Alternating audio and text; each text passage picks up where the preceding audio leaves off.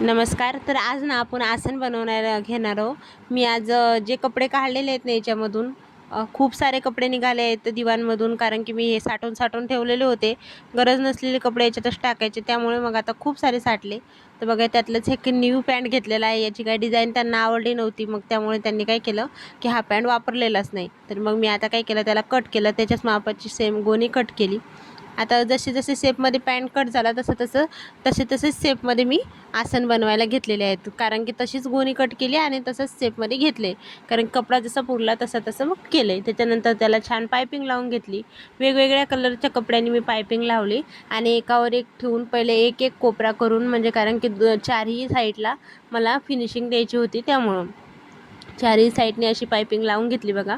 आणि त्याला छोटंसं असं टोक केलं, कारण की मग त्याला काय होणार की आपल्याला कायला लटकवायला खिळ्या वगैरेला सोपं जाईल. मग बघा हे चारही माझे असे डोरमेट रेडी आहेत. काही पायपिंग जाड, काही पायपिंग छोटिंग केली, कारण की कपडा जसा दिसला ना मला, कारण की खूप छोटा दिसला कपडा, तर त्याला पायपिंग जाड लावली, कारण की मग त्याला हे होण्यासाठी, सेम थोडंसं मेजरमेंट येण्यासाठी. तर मग जसं जसं जमलं तसं केलं आहे आणि चारही आसन रेडी आहेत. आणि खरंच खूप छान झाले.